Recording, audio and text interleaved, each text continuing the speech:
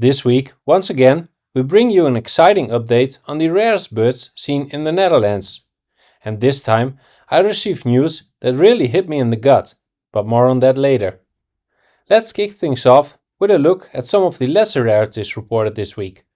Once again, stone curlews were observed across various locations in the Netherlands.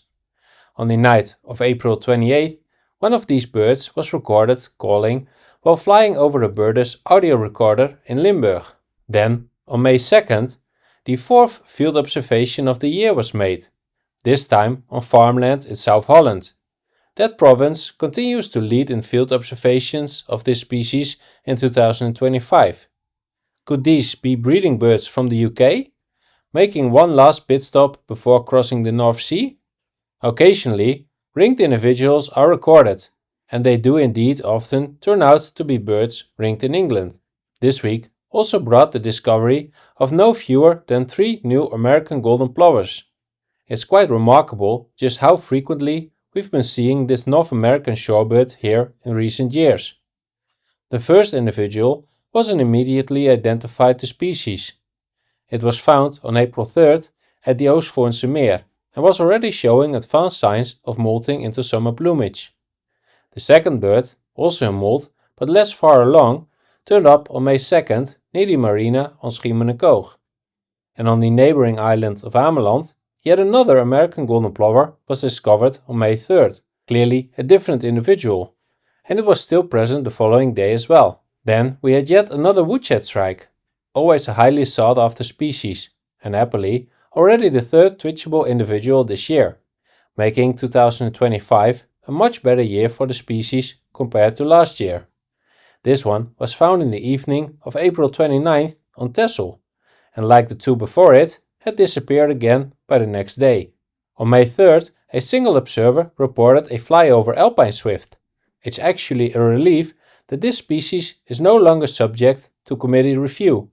Otherwise, there's always the risk that such legitimate records without a photo might be rejected, even when a true Alpine Swift was clearly seen. Several Greenwing Teals were also still around and viewable. The bird on the Skelling was last seen on April 27th, while the individual in Limburg remained present throughout the entire week. That makes it the last lingering bird from what was a surprisingly strong influx of the species this spring. Before we dive into this week's newly discovered mega rarities, let's first take a moment to look at some of the previous reported rarities that remained present throughout the week. We begin with the falcated duck. Both the individual in South Holland and the one in Limburg were seen throughout the week. The South Holland bird has shown remarkable site fidelity this year, sticking around the Nieuwe Waterweg for quite a while now. When it was first discovered, it moved between the south and north sides of the canal, but this past week it was almost exclusively spotted on the southern side. Meanwhile, the falcated duck in Limburg somewhat faded into the background this week, as it was overshadowed by the appearance of an even greater rarity, which we'll get to shortly.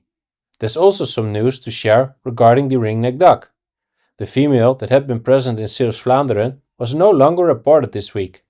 However, the male that had previously been seen in Heerhugowaard made a reappearance, just as I had tentatively predicted in the last update.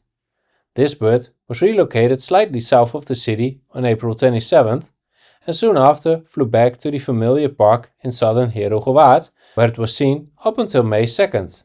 On May 3rd, another male turned up near Kampen, but hasn't been reported again since. Could it be the same male following the tufted ducks as they migrate northwards? Then there's the duck of all ducks, the spectacled eider, still hanging on and seen on April 27th, May 3rd and May 4th. If it can stay just for under one more week, it'll be around for the big birding event, the Texel Big Day, on May 10th. On both May 3rd and 4th, it was seen near the outer edge of the salt marshes, again spending some time on dry land. It was even observed displaying. This bird continues to be one of the most fascinating rarities of the year. Both the bird itself and the entire story surrounding it remain utterly captivating.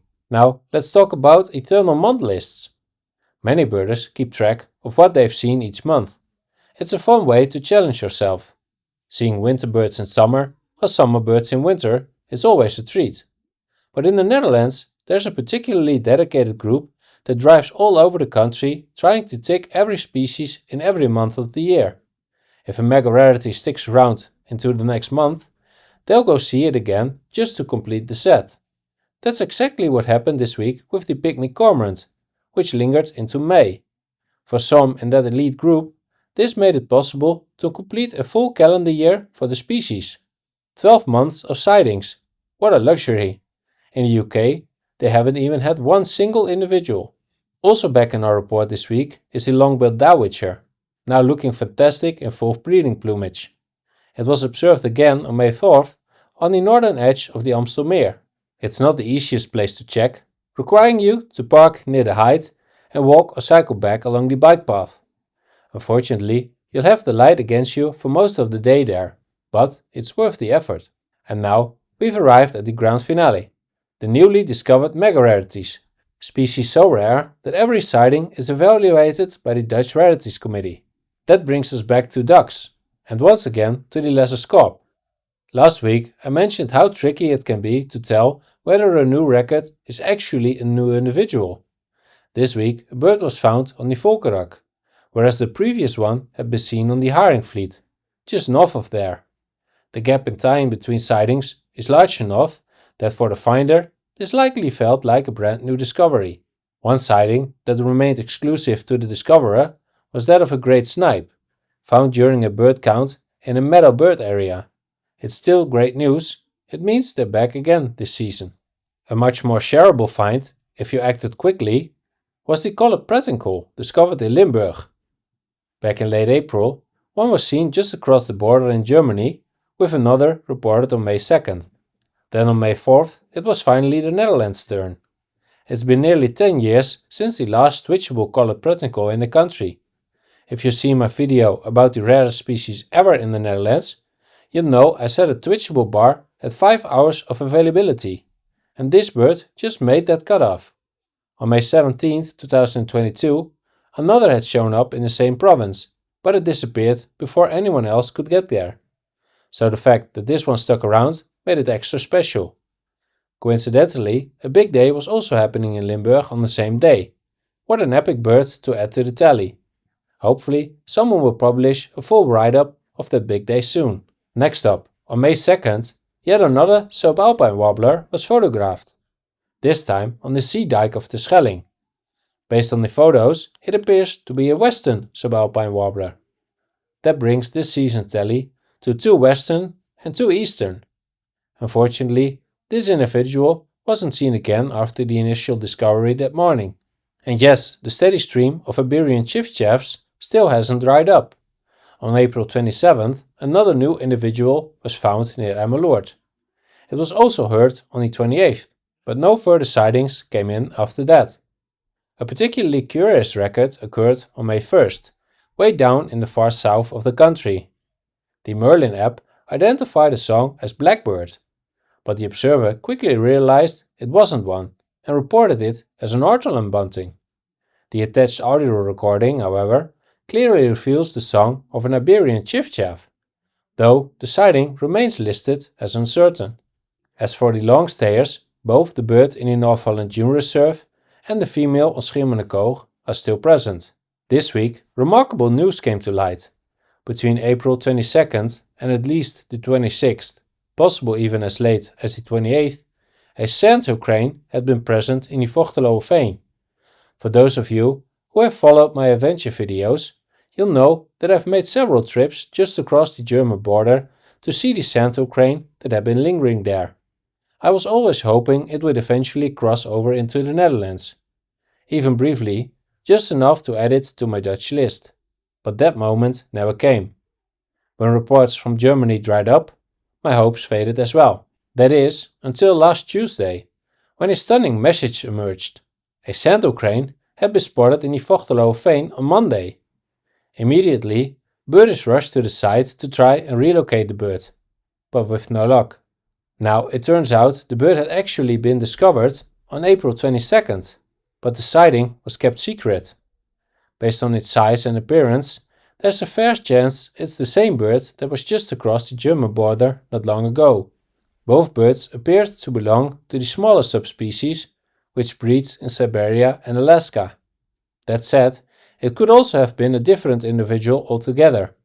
After all, this winter at least 2 sandhill cranes were reported in Germany, and during the summer there even seemed to be 3 at one point, including one bird that was actually seen flying over Dutch airspace. With only one truly twitchable sandhill crane ever recorded in the Netherlands, way back in 1991, many birders were understandably disappointed to have missed out on this extremely rare opportunity. It's disheartening to see how, in situations like this, nature lovers and land managers can end up on opposite sides. Sadly, this tension is often the result of a few bad apples. People who disregard rules and disturb fragile habitats, giving all birders a bad name. Let's just hope that this bird finds its way back to the area again during its travels. You can bet I'll be watching extra closely in the coming years. Have you ever had a similar experience? Missing out on a dream bird because of bad timing or secrecy? Drop me a message in the comments below. I'd love to hear your story. If you're new here, please subscribe and hit the like button, and I'll see you next time.